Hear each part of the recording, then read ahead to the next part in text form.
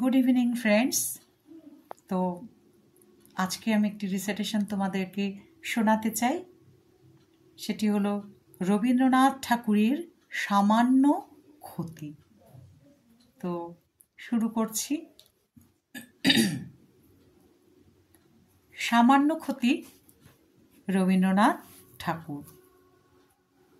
বহে মাঘ মাসে শীতের বাতাস, স্বচ্ছ সলিলা বরুণা। পুরী হতে দূরে গ্রামে নির্জনে, শিলাময় ঘাট চম্পক বনে, স্নানে চলেছেন শত সখী শনে, কাশীর মহিষী করুণা। সে পথ সে ঘাট আজিয়ে প্রভাতে, জনহীন রাজশাসনে, নিকটে যে কটি আছিল কুটির, ছেড়ে গেছে লোক তাই নদী তীর স্তব্ধ গভীর, কেবল পাখির কুজন উঠিছে কাননে। আজি উতরোল উত্তর বায়ে, উতলা হয়েছে তটিনী, সোনার আলোক পড়িয়াছে জলে, পুলকে উছেলি ঢেউ ছল ছলে, লক্ষ মানিক ঝলকি আঁচলে, নেচে চলে যেন নটিনী। কলকল্ললে লাজ দিল আজ নারী কণ্ঠের কাকুলি, মৃণাল ভুজের ললিত বিলাসে, চঞ্চলা নদী মাতে উল্লাসে, আলাপে প্রলাপে হাসি উচ্ছ্বাসে, আকাশ উঠিল আকুলি। স্নান সমাপন করিয়া যখন কুলে উঠে নারী সকলে, মহিষী কহিলা উহু শীতে মরি, সকল শরীর উঠেছে শিহরি, জেলে দে আগুন ওলে সহচরী, শীত নিবারিব অনলে। সখীগণ সবে কুড়াইতে কুটা, চলিল কুসুম কাননে, কৌতুক রসে পাগল পরাণী, শাখা ধরি সবে করে টানা টানি, সহসা সবারে ডাক দিয়া রানী, কহে সহাস্য বাননে, ওলো তোরা আয়, ওই দেখা যায় কুটির কাহার অদূরে, ওই ঘরে তোরা লাগাবি অনল, তপ্ত করিব কর পদতল। এত বলি রানী রঙ্গে বিফল, হাসিয়া উঠিল মধুরে।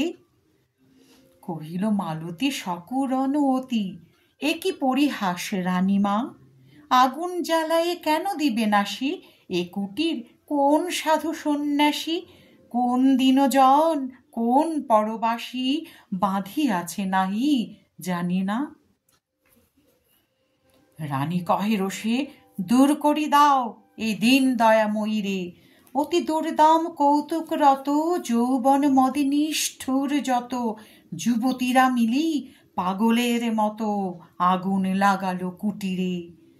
ঘন ঘোর ধূম ঘুরিয়া ঘুরিয়া ফুলিয়া ফুলিয়া উড়িল, দেখিতে দেখিতে হু হু হুঙ্কারি, ঝলকে ঝলকে উল্কা উগারি, শত শত লোল জিহ্বা প্রসারী, বহ্নি আকাশ জুড়িল।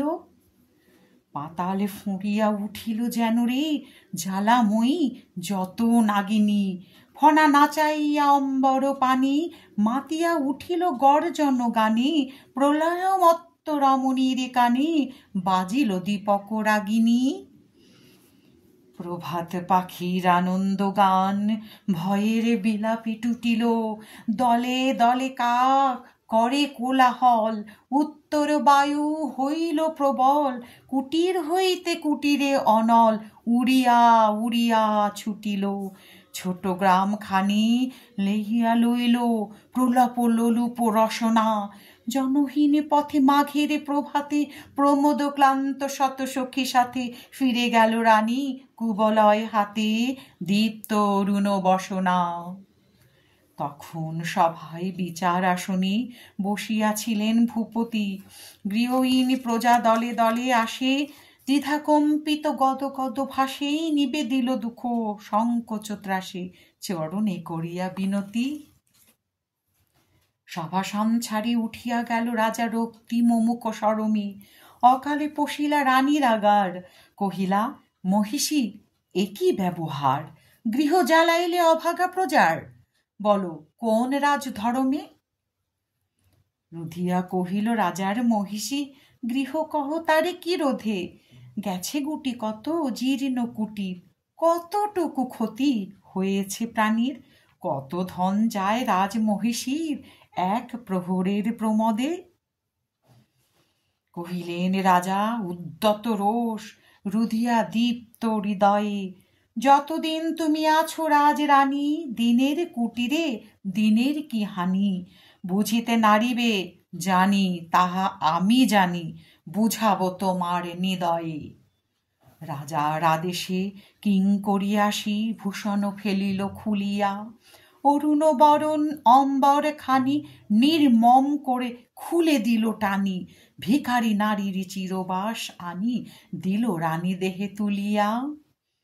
পথে লয়ে তারে কহিলেন রাজা, মাগিবে দুয়ারে দুয়ারে, এক প্রহরের লীলায় তোমার যে কটি কুটির হলো ছাড়খাড়, যত দিনে পারো সে কটি আবার গড়ি দিতে হবে তোমারে।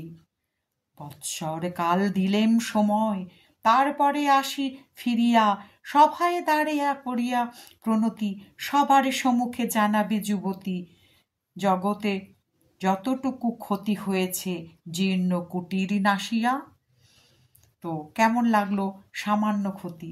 তো আমরা যারা সত্যি এই কবিতাটি পাঠ করার পর আমার এটাই মনে হলো, রানীর যে চিন্তাধারা সে তো অন্যরকমই হয়, কিন্তু যে প্রজারা তাদের যে দুস্থ অবস্থা, হ্যাঁ, তাদের খাওয়া দাওয়া থাকার সাথে তো রানীর তুলনা হয় না। তো সেই জন্য এই আবৃত্তিটিকে আমার ভীষণ পছন্দ ছিল। একদম রানীর সাথে প্রজা, অর্থাৎ রাজার সাথে প্রজা বা রানীর সাথে প্রজার যে একটা ডিফারেন্স আছে, বিভিন্ন এত বড় একটা ডিফারেন্স আছে, সে এই কবিতাটার মাধ্যমে কিন্তু খুব সুন্দরভাবে জানা যায়। সেই জন্য এই কবিতাটি আমার ভীষণ প্রিয়, তাই আমি এটি তোমাদের সাথে আজকে শেয়ার করলাম। নমস্কার, ভালো লাগলে কমেন্টে জানিও, আর খারাপ লাগলেও জানিও, কারণ আমি অনেক দিন অনভ্যাসে আমার বিদ্যে নষ্ট হয়ে গেছে। তো চলো, ঠিক আছে, শেষ করছি। দেখা হচ্ছে পরবর্তী ভিডিওতে।